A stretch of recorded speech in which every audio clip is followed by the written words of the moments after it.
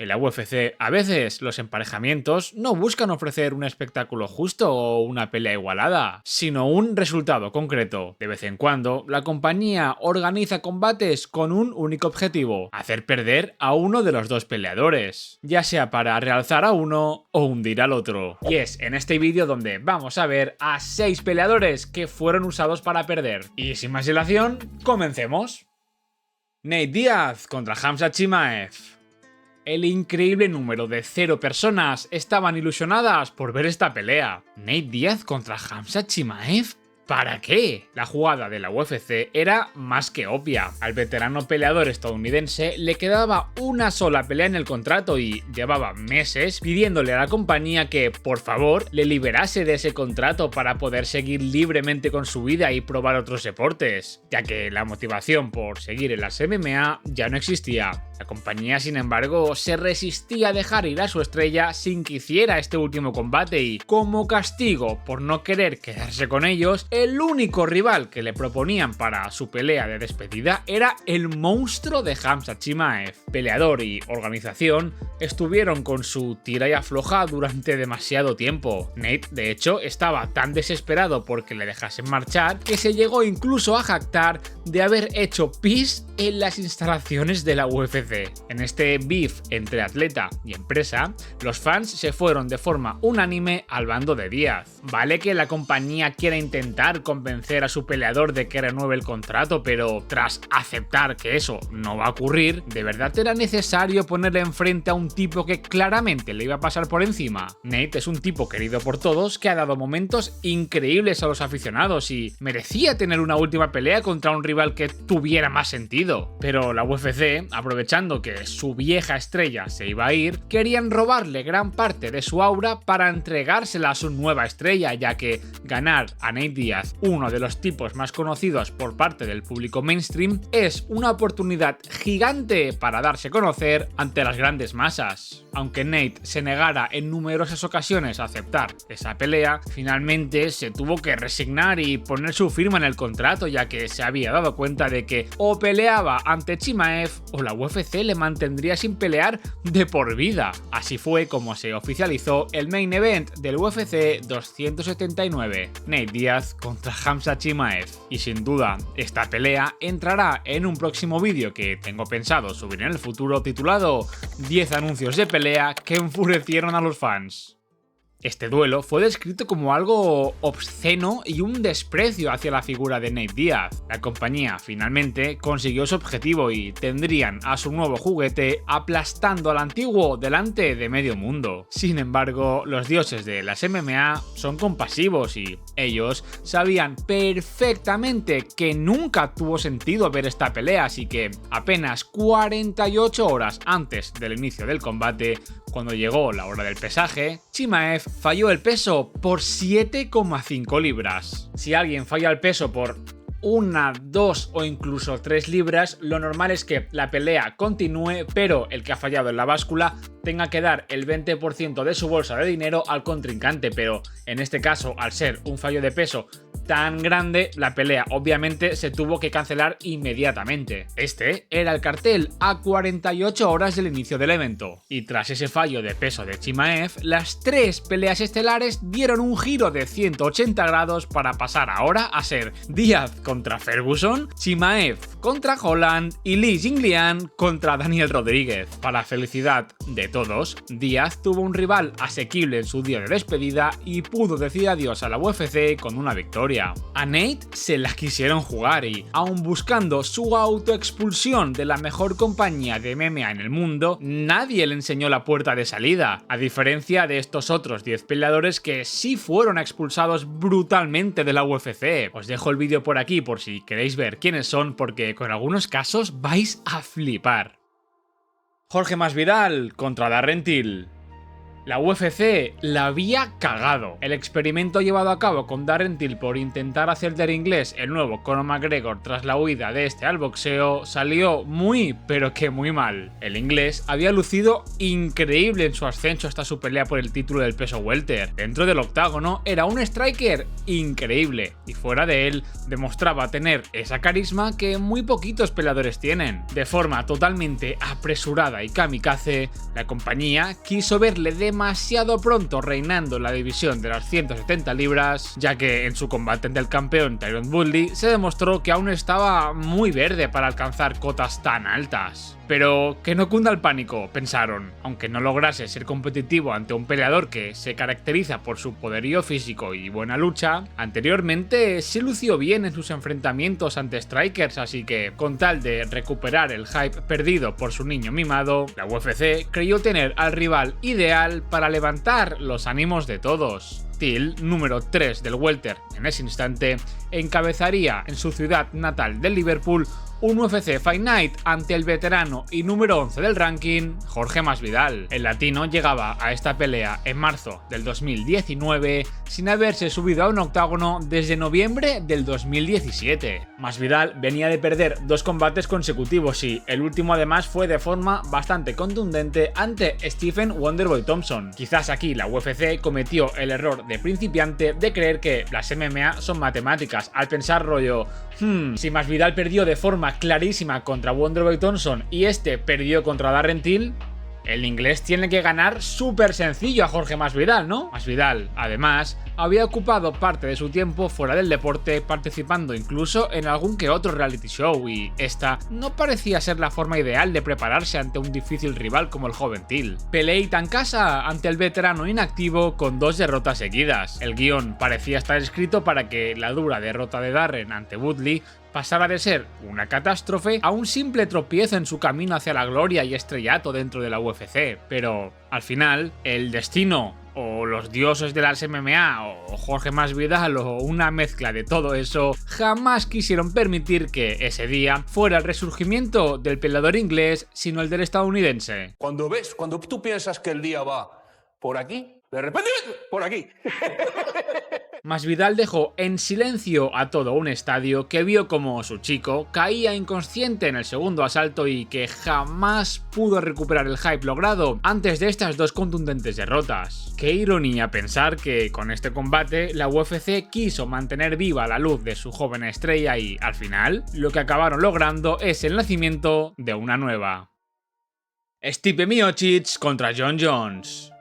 A Stipe Miocic se le apareció la Virgen cuando Jon Jones anunció públicamente que su intención era añadir el nombre del ex campeón del peso pesado a su larga lista de víctimas. Sobre el papel, esta petición de enfrentarse a Miocic no tendría por qué sonar a locura. El tipo es considerado como el mejor peso pesado en la historia de la compañía. De hecho, ha sumado hasta 4 defensas de ese cinturón, más que ningún otro peleador en esa categoría, pero claro, una cosa es el Stipe Miocic del 2019 cuando noqueó a Daniel Cormier y otra muy distinta es el del 2024 con 42 tacos después de pasarse 3 años y medio sin pelear. Jon Jones, Stipe Miocic, la UFC y todos los aficionados sabían que el rival que hacía sentido para Jones en noviembre del 2024 era el campeón interino de la categoría, Tomás Pinal. Pero a la cabra es difícil decirle que no. El tipo ha ganado con el paso del tiempo mucho poder de negociación y si él dice que quiere vérselas contra Miocic, la compañía está casi atada de pies y manos a las exigencias de Jon. Esta fue la última vez que Stipe compitió dentro de la UFC. Con 39 años sufrió un KO brutal por parte de Ngannou y muchos creyeron ya que ese sería su final como peleador de élite. No hubieron casi quejas cuando se anunció que en 2023 veríamos este duelo, pero tras la lesión de Jones a pocas semanas del UFC 295 que le dejaría fuera del octágono durante un año, surgió un nuevo nombre en la división que lucía como la fuerza más devastadora de la categoría. Con con este ascenso de Aspinall mientras Jon se recuperaba de la lesión de hombro, la presión por parte de los fanáticos para que el campeón interino fuera el oponente de Jones y no el semi-retirado de 42 años Stipe Miocic, crecía día a día, pero en un hecho insólito, el campeón indiscutido de la división no se enfrentó al interino y no hubo unificación de cinturones. Los deseos de Jones fueron órdenes para la UFC y le trajeron a Miocic al octágono para que básicamente hiciera con él lo que quisiera. Para sorpresa de nadie, la leyenda de Stipe lució como la sombra de lo que un día fue y la cabra le finalizó a placer. El pobre Miocic cumplió con su cometido, infló aún más el largo currículum de Jon Jones y pocos minutos después de ser aplastado, anunció, como todos ya anticiparon, su retiro definitivo de las MMA. Bryce Mitchell contra Jean Silva. I honestly think that Hitler was a good guy based upon my own research, not my public education indoctrination. I really do think before Hitler got on meth, he was a guy I'd go fishing with. He fought for his country. He wanted to purify it by kicking the Greek Jews out that were destroying his country and turning them all into gays. La gota que colmó el vaso. Bryce Mitchell es un tipo muy peculiar y a lo largo de los años le hemos oído decir cosas que, bueno, son más propias de Mr. Tartaria que de alguien como Javi Santaolalla, pero tampoco hacía daño a nadie que Mitchell repitiera una y otra vez que la Tierra es plana. Lo que significó un punto de inflexión en la imagen pública del estadounidense fueron sus curiosas palabras acerca del pintor austríaco, donde afirmaba que realmente no era mala gente. Que un peleador alabe abiertamente a Adolf es cierto que no le viene bien a la compañía, de la misma forma que, por ejemplo, a mí no me viene bien que haya aún muchísima gente que ve el contenido sin estar suscrita. Este porcentaje tenemos que bajarlo, gente. Con un simple gesto que a vosotros no os cuesta nada, pero a mí me ayuda un montón, contribuís a que la familia pueda seguir creciendo. Y ya sabéis que todos aquellos que queráis y podáis apoyar aún más a este espacio, tenéis abiertas desde hace un par de meses las membresías de YouTube para los que queráis contenido extra como vídeos exclusivos, encuestas para decidir el próximo contenido, acceso a 2 guiones míos al final de cada mes, aparición de los créditos al final de cada vídeo, etc. Habiendo soltado ya toda esta chapa, por favor suscribíos al canal. Ahora sí, continuemos. Esas explosivas declaraciones corrieron como la pólvora ya no solo dentro del mundillo de las MMA, sino a gran parte de la prensa general, especialmente en los Estados Unidos. Y por mucho que la UFC ya sea vista como una organización más que legítima y respetada, el hecho de tener a uno de sus empleados alabando abiertamente a Adolf no es que le venga precisamente bien a la compañía. Todos se alarmaron con esas declaraciones. Dana, el primero, quien se quedó muy a gusto en rueda de prensa diciendo que Bryce es literalmente una de las personas más estúpidas que había conocido en su vida. Pero el calvito no fue el único, ya que un peleador que ascendía como la espuma a las 145 libras llamado Jon Silva pidió de inmediato enfrentarse a Bryce Mitchell para hacerle pagar por sus graves palabras. Mas tem cara que tá falando muita besteira e se o Dana quiser que eu educo ele, só colocar o Bryce Mitchell aqui que eu faço isso.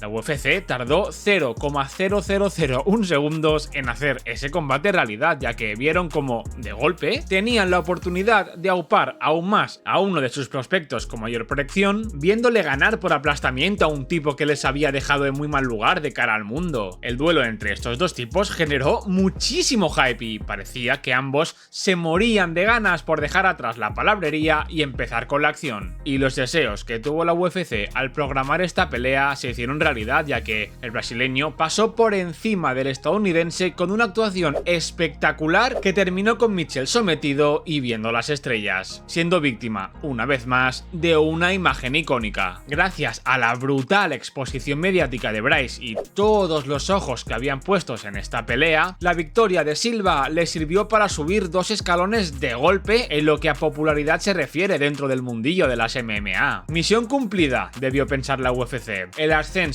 de su ojito derecho a costa de la caída de su mayor quebradero de cabeza.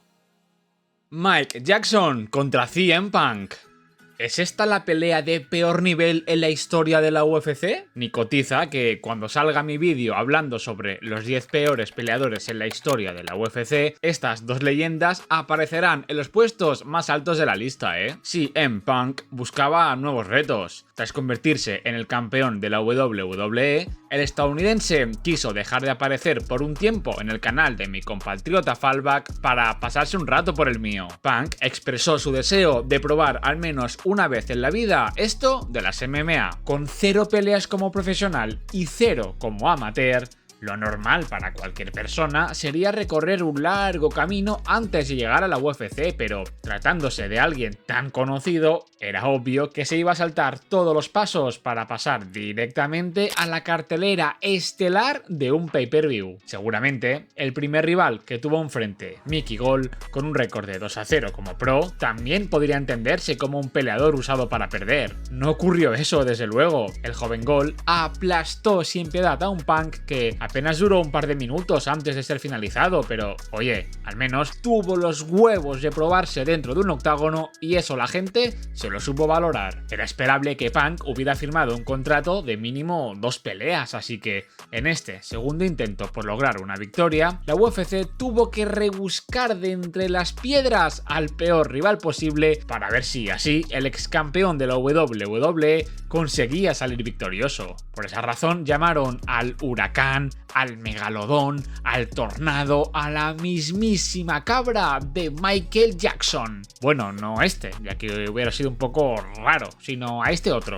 ¿Cuál era el récord de este señor? ¿Te estarás preguntando? Pues atención, porque para abrir la cartelera estelar del UFC 225 tendríamos un enfrentamiento entre CM Punk con un récord de 0-1 contra Mike Jackson, quien también ostentaba un 0-1 como profesional. Habían traído a un tipo con literalmente 0 victorias para ver si así el ex luchador le podía ganar. Pero si el nivel de Jackson ya era cuestionable, el del pobre Punk lo era aún más. Ni aun enfrentándose al peor rival posible, fue capaz de hacer nada. A Dana White le molestó tanto la actitud pasiva, juguetona y burlona de Mike Jackson que luego, en rueda de prensa, confirmó que, aun habiendo vencido la pelea, le iba a expulsar inmediatamente de la UFC y que nunca más iba a volver a la compañía. Por esa razón, esta pelea se ganó un puesto muy justo en mi vídeo de las 10 peleas que más enfadaron a Dana White, que os lo dejo por aquí, ya que os va a gustar seguro. Ok, la aventura de CM Punk como peleador de MMA no salió como esperaba, pero hay que respetar la valentía de alguien que decidió salirse de su zona de confort y buscar nuevos retos, así que por ello, amigo mío, tienes todo mi respeto. Chris Moutinho contra Sean O'Malley. El ojito derecho de los jefes seguía con su lento pero imparable ascenso hasta el estrellato. Sean O'Malley prometía y mucho como peleador, y la UFC desde el primer momento quiso guiarle en su camino hacia el título. Muy poquito a poco, el nivel de sus rivales incrementaba con el paso de las peleas, pero llegados al UFC 264, esta tendencia cambió de forma brusca, ya que esa noche O'Malley se enfrentó, según la opinión de muchos, a uno de los peores peleadores en la historia de la UFC. Chris Moutinho nunca debería haberse enfrentado a O'Malley y, de hecho, ese no era el plan de la organización, pero como a falta de 10 días para el inicio del combate, Louis Smolka, el rival previsto para Sean, cayó lesionado, se tuvo que buscar una solución de urgencia. Quizás algunos hayáis pensado, bueno Mark, a ver, al haberse caído el peleador con tan poco tiempo de antelación, es normal que la UFC tuviera que buscarse la vida como fuera para mantener a Sean O'Malley en la cartelera, y es en plan,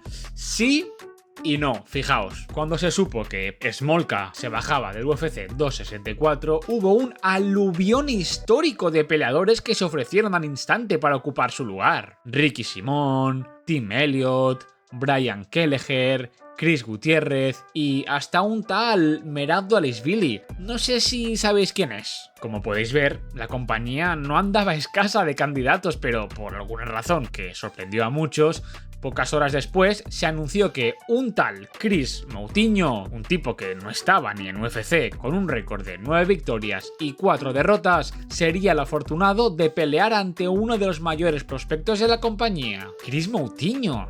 Oye, nada en contra del chaval, al revés. Seguro que ni en sus mejores sueños se imaginó pelear en la cartelera estelar de un evento encabezado por Conor McGregor, pero ¿por qué escogían a un peleador totalmente desconocido que nunca había peleado antes en UFC en vez de recurrir a alguno de los atletas de la compañía que había levantado la mano para entrar en corto aviso? Como es lógico, muchos entendieron este movimiento de la UFC como una estrategia por parte de la compañía para proteger a su pupilo, ya que al solo tener 10 días para estudiar a un nuevo rival, era arriesgado ponerle algún tipo duro que pudiera acabar con el hype. Este fue el ejemplo perfecto de lo que significa llevar el cerdo al matadero. Honor para el bueno de Chris, ya que se ganó el respeto de todos los aficionados al aguantar una tremenda golpiza por parte del estadounidense durante 2 asaltos y medio. Moutinho, como era de esperar, estuvo muy por debajo de Sean, pero su increíble tolerancia a los golpes y ese precioso cabello verde serán recordados siempre con cariño por parte de todos los fans de la UFC. Hasta aquí llegó el vídeo de hoy, espero que os haya gustado, gracias por haber llegado hasta aquí y gracias sobre todo a los que sois miembros del canal de YouTube, muy especialmente a los que estáis en el tier de campeones, ya que os considero personas bellísimas en mi opinión. Y nada, nos vemos en el próximo vídeo, hasta luego.